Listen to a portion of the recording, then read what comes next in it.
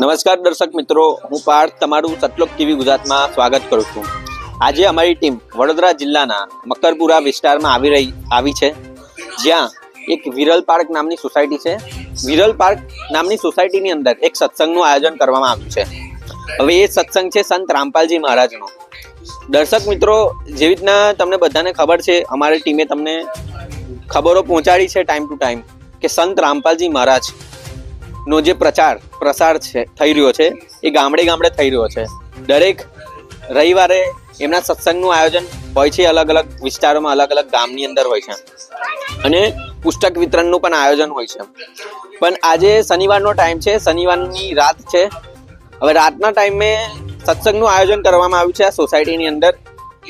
જેવી રીતના અમારા ટીમ દ્વારા તમને જાણવા મળ્યું છે કે સંત રામપાલજી મહારાજના જે પણ કાર્યો હોય છે એ આધ્યાત્મિક કાર્યો હોય છે. પણ આપણે વિસ્તારપૂર્વક જાણીશું કે જે આધ્યાત્મિક કાર્યો થઈ રહ્યા છે સંત રામપાલજી મહારાજ દ્વારા, તો આધ્યાત્મિક કાર્યથી સમાજની અંદર શું સુધાર આવી શકે છે અને શું સુધાર આવ્યો છે. આપણે આધ્યાત્મિકતાની શું શક્તિ છે એના વિશે જાણીશું. અને સંત રામપાલજી મહારાજ દ્વારા જે આધ્યાત્મિક જ્ઞાનનો પ્રસાર થઈ રહ્યો છે, એનાથી સમાજની અંદર શું સુધારો આવ્યો છે અને શું સુધારો આવશે એના વિશે આપણે જાણીશું. અમારા કેમેરામેને જે રીતના તમને સત્સંગનું દ્રશ્ય બતાવ્યું છે કે સત્સંગની અંદર બહેનો અને ભાઈ એવી રીતના અલગ અલગ લાઈન લાગેલી છે, એ લાઈનની અંદર બધા શ્રદ્ધાળુઓ બેઠેલા છે. તો આપણે જાણીશું શ્રદ્ધાળુથી કે જે અમારા જે પ્રશ્નો હતા આજના, કે આધ્યાત્મિક કાર્યથી સમાજની અંદર શું સુધાર આવી શકે છે. ચાલો દર્શક મિત્રો, આપણે સત્સંગની અંદર જઈશું અને જાણીશું. દર્શક મિત્રો, જેના મારી સામે એક શ્રદ્ધાળુ છે, ચાલો આપણે એમને પ્રશ્નોના જવાબ પૂછીએ કે સંત રામપાલજી મહારાજના સમાજની અંદર શું વિશેષ કાર્યો હોય છે, અને બીજું કે આધ્યાત્મિકથી સમાજની અંદર શું સુધારો આવી શકે છે. ચાલો આપણે જાણીશું. નમસ્કાર સર. નમસ્કાર સર, તમારું શું નામ છે અને તમે કયા વિસ્તારથી આવ્યા છો? મારું નામ તારક દાસ છે. હું બરોડા સમાતાલો એરિયામાંથી આવું છું.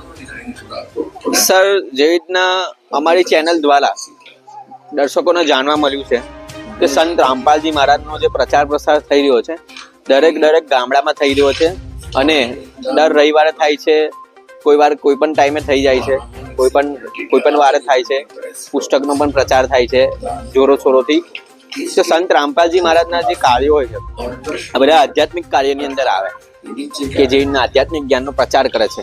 પણ આધ્યાત્મિક જ્ઞાનના પ્રચારથી સમાજની અંદર શું સુધાર આવી શકે છે અને શું સુધાર આવ્યો છે.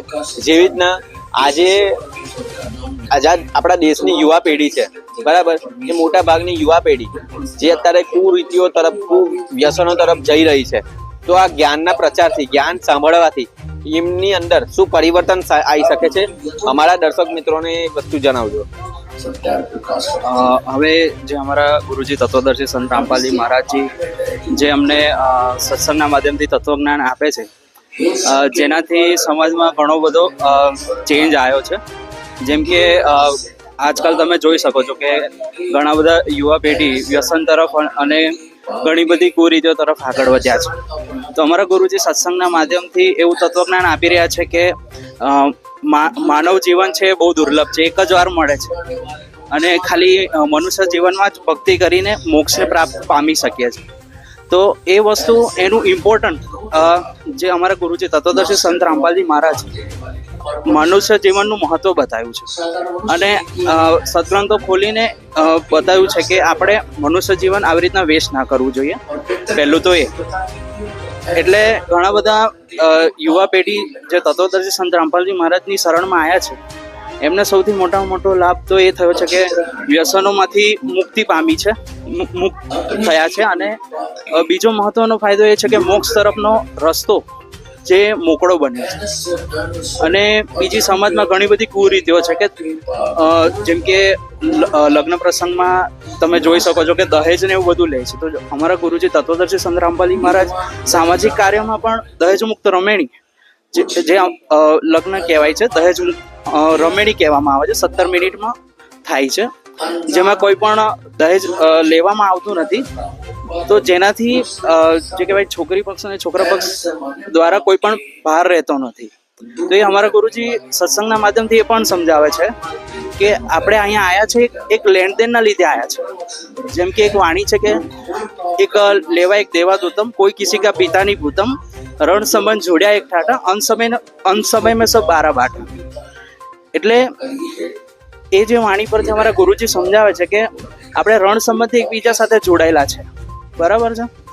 તો જેવી રીતે લગ્ન પ્રસંગમાં દહેજ લઈશું, છોકરા પક્ષવાળા દહેજ લેશે તો એ ભાર વધી જશે અને એને ચૂકવવા માટે ફરીથી બીજા જન્મમાં બીજો જન્મ લેવો પડશે. તો એ જ્ઞાન, એક તત્વજ્ઞાન એ રીતના અમારા ગુરુજી વાણીના રૂપે સમજાવે છે. તો એવા ઘણા બધા સુધારા અમારા તત્વદર્શી સંત રામપાલજી મહારાજ સત્સંગના માધ્યમથી પણ ખાસા બધા એવા સમાજ સુધારા થયા છે. એક તો વ્યસન મુક્તિ થઈ, એક દહેજ મુક્ત વિવાહ, જે કહેવાય ને કે સારા સમાજની સ્થાપના અમારા ગુરુજી કરી રહ્યા છે. એક સામાજિક કાર્યમાં એક બહુ મોટો મહત્વનો ફાળો છે. બીજું એક કે ઘણા બધા કોરોના ટાઈમમાં જે અમારા ગુરુજી તત્વદર્શી સંત રામપાલજી મહારાજના આશ્રમમાં ઘણા બધાને મદદ પણ કરવામાં આવી છે. જેમ આશ્રય સ્થાન આપ્યું હતું, ક્વોરન્ટાઇન આખું હોસ્પિટલ આખી એની અંદર બનાવવામાં આવી હતી.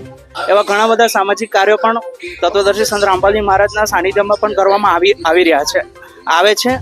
અને બીજા એવા ઘણા બધા કાર્ય થાય છે, જેમ કે બ્લડ ડોનેશન કેમ્પ છે. બીજું એક અમારા ગુરુજી એક બીજી મુહિમ ચલાવી રહ્યા છે, જેમ કે દેહદાન નું મુહિમ ચલાવી રહ્યા છે. હવે દેહદાન, લોકોને એવું લાગતું હશે કે દેહદાન એટલે શું.